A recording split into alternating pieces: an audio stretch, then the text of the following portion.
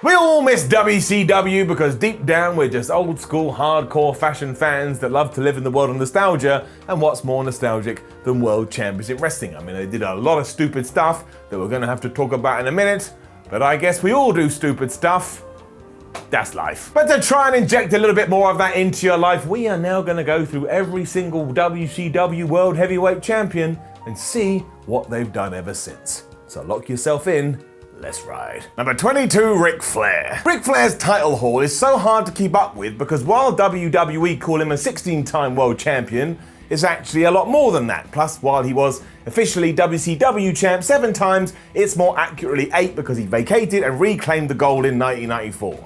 WWE doesn't talk about this, and I don't know why. Flair still had the most reigns with the belt, as well as the second longest combined days with well over 500. He was also 42 years old when he wrestled Sting on that last Nitro, and yet 20 years on, and he's still everywhere, plus rappers love him. And after WCW, he went back to WWE, he won some titles there, he joined Revolution, he retired, he unretired, he wrestled in Ring of Honor, he went to TNA, a few times he went to the Hulkamania tour of Australia, he appeared in Japan. You can't stop him, they're like a bullet from a gun.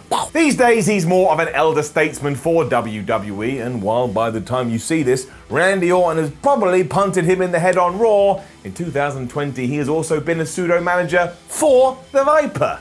What a damn hero. Number 21, Lex Luger. When Ric Flair flew to the WWF in 1991, Lex Luger was WCW Saver. He swooped in to win the world title, which was one of 2 reigns for the total package. His second run didn't come for another 6 years when he won the gold belt, and then lost it 5 days later back to Hulk Hogan, mostly because it's Hulk Hogan. But look, if you know, you know. And while Luger did wrestle after World Championship Wrestling closed for TNA, as well as some other smaller promotions here and there, everything since, well, frankly, has been horrible. In 2003, his then girlfriend Miss Elizabeth was found dead in his house, and then 4 years later, Lex suffered nerve damage in his neck after a flight, which temporarily left him paralyzed, and he was even told he would be a quadriplegic for life, but thankfully has been able to make some form of recovery ever since. I mean, he can walk again on his own now, although he still always has a wheelchair on hand, and it's just one of those stories that breaks your heart. I mean, Luger looks so frail these days, he could be your grandparent. It is no fun. Number 20, Sting. Sting has a ridiculous CV, a 3-decade career including a huge run in WCW. He won the title 6 times and was the face of the company in the 90s. Everybody loved him. And then he did exactly the same thing with TNA and added some serious legitimacy to that organization. And even after he had passed 50, he was still winning world championships. If Sting was on your roster, here's the top guy. He finally joined WWE in 2014, while you know, and although his arrival rocked, he then had that crazy match with Triple H, and he had to retire after an injury when facing Seth Rollins, and that was all just very upsetting.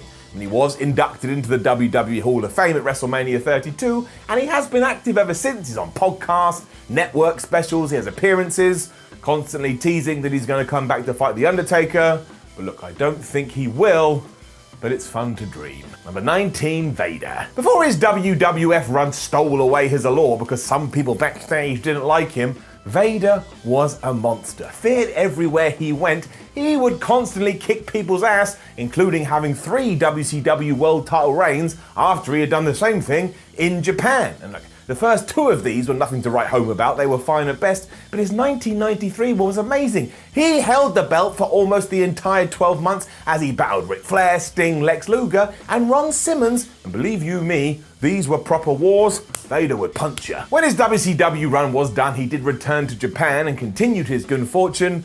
Before, yes, he joined the World Wrestling Federation, and it was not good. Mostly because Vince Russo scripted him to cry and tell us all he was nothing but a fat piece of shit.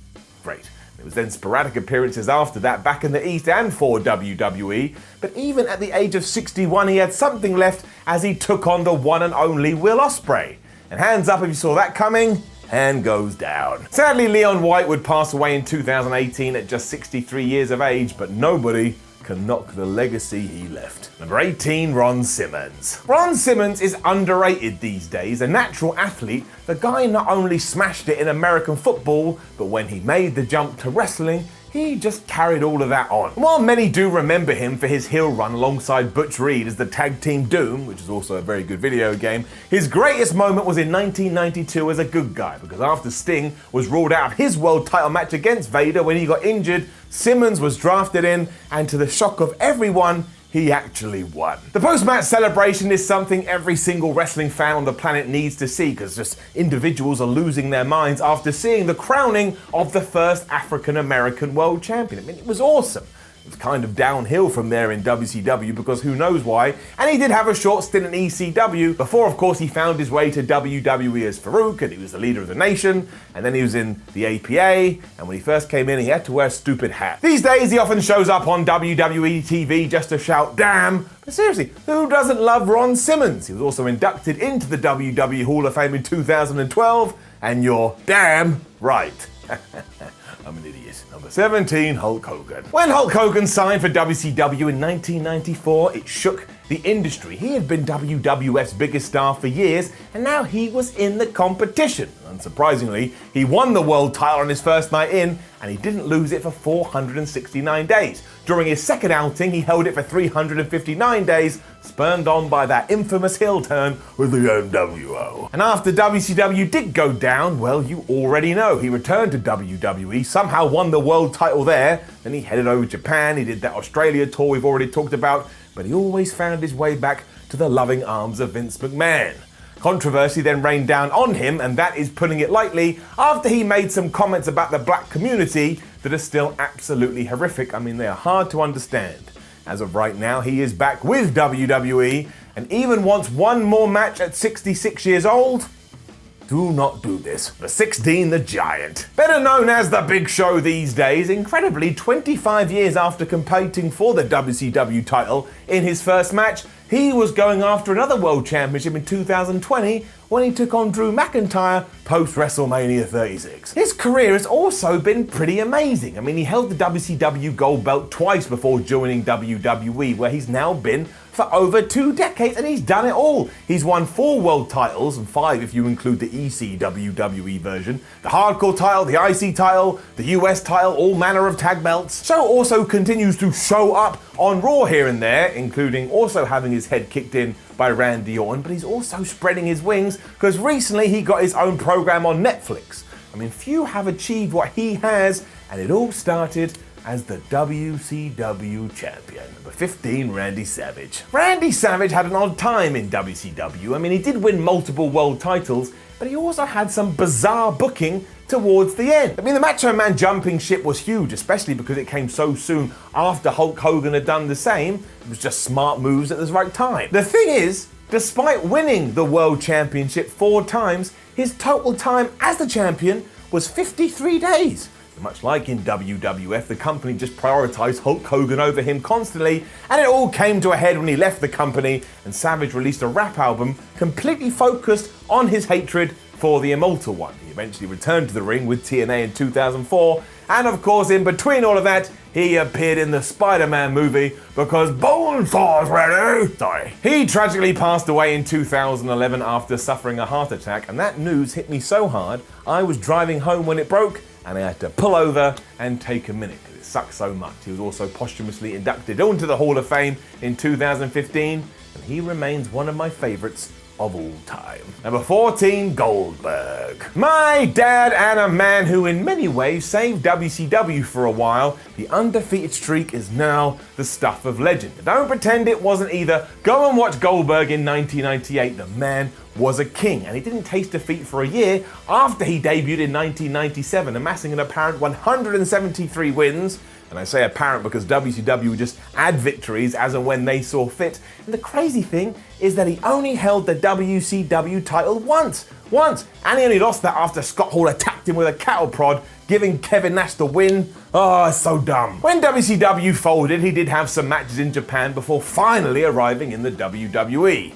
To say that 1-year run wasn't ideal would be an understatement, and he essentially retired after that, having a pretty decent career in movies and TV until he shockingly returned to WWE in 2016. This surprise continued when he waylaid Brock Lesnar in seconds before having one of the best sub-5-minute matches you will ever see at WrestleMania 33. He has come back a couple of times since then to, well, mixed results, and I would guess we're still not done. And I'll ask him over breakfast and let you know. And for that one guy in the comments that doesn't understand my sarcasm, he's not actually my dad. 13, Kevin Nash. A divisive figure to say the least. Some people really love Kevin Nash, and others feel like he was one of the reasons that killed WCW. Either way, he was a huge reason for its success, and that's just true. The former Diesel was also able to bag himself 5 WCW world titles, but much like Randy Savage, he never held it for that long. In fact, the total was only 96 days, and when you learn that one of those reigns was for 63 days, well, that's not very good. Nash has always been busy post-WCW too. He had a run in WWE as part of the NWO before his quad exploded, and then he went to TNA, then back to WWE to ruin the Summer of Punk, and throughout all of that, he was picking up some pretty good movie roles. I mean, he was in The Punisher, he was in Magic Mike, these were big films. You can also find approximately 67,567 shoot interviews with him that even if you start watching today, you'd be dead before finishing. That may or may not be a fact. Number 12, DDP. Diamond Dallas Page is a hero of mine, proving that age is just a number. He had his first WCW World Title run at 43 years old, and that is so badass. He had 3 of these, although they all were quite short, and don't pretend this was just lip service either. At one point, he was one of the most popular dudes in the company. He did have a disappointing run in WWE after all of this as both a stalker and a smiling guy, and like most former WCW dudes, also made his way to TNA for a little bit. He then had to retire because his back was so bad, which of course set him up for the next period of his life. Setting up DDP Yoga after realizing it had sorted out his injuries, Page is now the man behind a small empire of men and women stretching their asses off. He also pretty much saved the lives of Scott Hall and Jake Roberts. Dallas has also appeared in quite a few low-budget films, and he just seems so happy. And that makes me happy. Plus, he was in AEW recently. The man just never stops. Number 11, Bret Hart. My favorite wrestler of all time. No one can pretend that the Hitman's run in WCW was any good, because it was not. And many had predicted they had no idea what to do with him, and it was just mistake after mistake. Even then though, he was a champion 7 times in just 2 years, with 2 of those reigns being with the big gold belt. I have no idea how that happened. Bret would be forced into retirement after Goldberg had kicked him right in the head, something that was cemented when he fell off his bike in 2002 and suffered a pretty bad stroke. This whole period for Hart, to be honest, was absolutely awful. Somehow he then did mend fences with Vince McMahon, even after everything that had happened with the Montreal Screwjob, and returned to Raw in 2010. It resulted in a terrible match with the Boss at WrestleMania 26 that you should not watch, and he even somehow won some titles. I mean, it was ridiculous as he couldn't properly wrestle, but still, that is what we did. His most notable appearances in recent times was when he featured on AEW's first Double or Nothing pay-per-view, where he was revealing the promotion's World Championship belt. And I will say, that is very fitting. Number 10, Chris Benoit. Well, this one is just horrible, isn't it? Chris Benoit had a very weird rise through the WCW ranks, as everybody thought he should be pushed, apart from those people who could greenlight a push. It was only as the promotion started to fall apart that they finally went to him, and beforehand, he was able to have many runs as TV and US champion across an 18-month period. He held them for a combined 5 times between 1998 and 1999. It all led to him winning the big one at Sold Out against Sid Vicious of all people, and at the time, it was quite inspiring, him being a smaller guy and all. Hilariously, he then left WCW for WWE the next day, so his reign lasted 24 hours. He was bored of the WCW nonsense, and while he did have a pretty good time under Vince McMahon when he got going, the only thing that matters is the horrific events that happened in 2007, where of course he murdered wife Nancy and son Daniel. It's awful then, it's awful now, it will forever be awful, and I will never truly get my head around it. Number 9, Sid Vicious. And talking of one Sid Vicious, here he is. Somewhat of a joke these days because he would miss a lot of wrestling shows because he wanted to play softball. He was quite the player in the 90s. I mean, he was constantly in the main event and won the WCW title twice within 2 days in January 2000. And if you want to know why that happened, just remember these 3 initials, WCW. Stuff literally just happened. Unfortunately, a year later, Sid would be taken out of the game with one of the most horrible leg breaks you will ever see after he dove off the top rope. I mean, why he was up there to begin with, I will never know, but you can still watch this online, and it is awful. It will turn your stomach. Somehow he was able to make a comeback once that was sorted, and again, that blew my brain, and he worked the indie scene for a good decade. Since then, he has made a couple of appearances on Raw, including when he ruined Heath Slater in June 2012. Poor Heath Slater. Number 8, Jeff Jarrett. I am still amazed that Jeff Jarrett got back into WWE's good graces. I mean, he had left in the late 90s under the worst circumstances as he held the company up for money he was owed before wrestling a pay-per-view match. And you can choose which side you want, but still, Vince McMahon was not a happy camper. Another reason for this was that he had been a competitor to WWE for years after WCW collapsed. I mean, Jarrett had been a 4-time world champion there, and he won those titles within a 5-week period because, again, WCW was nuts. And when that was over, he formed TNA and Global Force Wrestling because he wanted a piece of that WWE pie. Jeff also wrestled in Mexico and Japan, and yeah, now he's back where he was as a producer. We should put that in things that will surely never happen, but somehow have. Number 7, David Arquette. Yep, we had to do it. You knew it was coming. How could we not? But in April 2000, on WCW Thunder no less, David Arquette became the WCW World Champion. And he did this when he pinned Eric Bischoff, and that just sums it up. It's just an absolutely bizarre call, and there's no shade on David for this. He was even telling people at the time, I think this is stupid. It was. He was only champ for 12 days after he lost it to Jeff Jarrett in a triple cage match when he turned on his friend DDP, and the whole thing was just a publicity stunt to get behind Ready to Rumble, which was about to be released, and surprise, surprise, none of this helped at all. Afterwards, Arquette would continue his acting career, as he still does now, but he's also still wrestling. Because in 2018, he returned to the ring to prove that he loved this stuff, and then he almost died when he took on Nick Gage in a nuts death match. I mean, say what you want about him, but you've got to respect him. I definitely do. Number 6, Booker T. Did you know, big fact for you here, that Booker T is a 5-time WCW champion? That's surprising, right?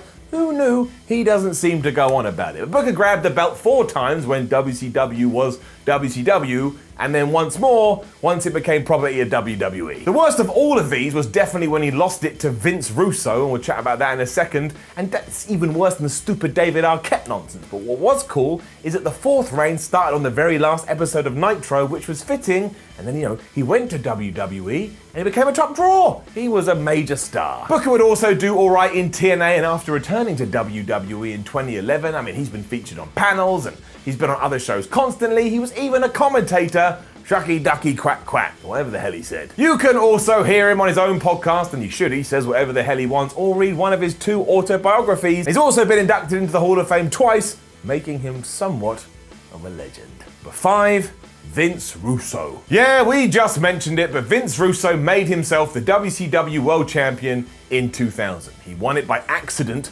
when Goldberg interfered in his cage match against Booker T, which saw Russo get speared out of the cage, meaning he technically won. And just to really slap you in the face, he never lost it. Vince just gave it up a week later. These days, he has a podcast where he goes out of his way to tell you that anything you thought was his fault wasn't his fault.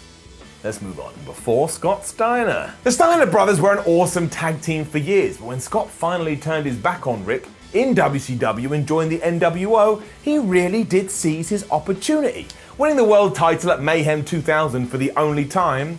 It's also important you know this was against Booker T in a straitjacket match. What the hell is wrestling? Steiner would hold the belt for 120 days, which wasn't too bad at all things considered, and he ensured he became a major player over there.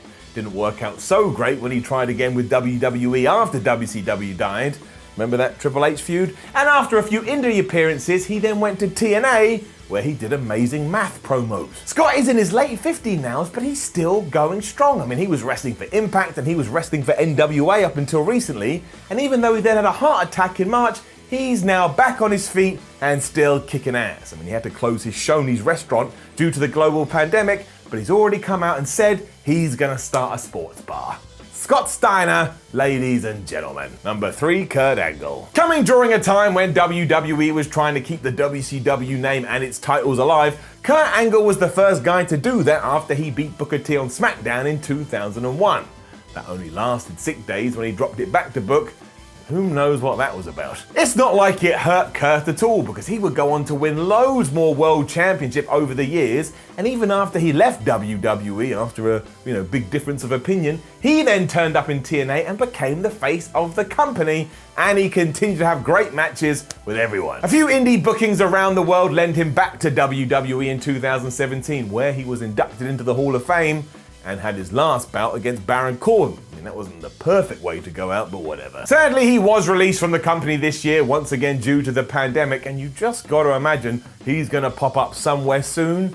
He is Kurt frickin' Angle, and he won an Olympic gold medal with a broken frickin' neck. Number 2, The Rock. When The Rock won his 7th WWE Championship, that was a then record, and even though he left wrestling to go and crush Hollywood, he still returned to win one more 11 years later, and in between that, also got hold of the WCW title twice. And first he beat Booker T, and then second time around, he whooped Chris Jericho's ass. As for what he's done since, well, you already know. He became a proper movie actor, a massive worldwide star, got his own production company, made his own tequila, bought the XFL, was in his own TV show called Ballers. I mean, what hasn't he done, and what won't he do over the next few years? He'll probably be president of the United States soon, and never forget it all started with people in a WWF crowd telling him to die.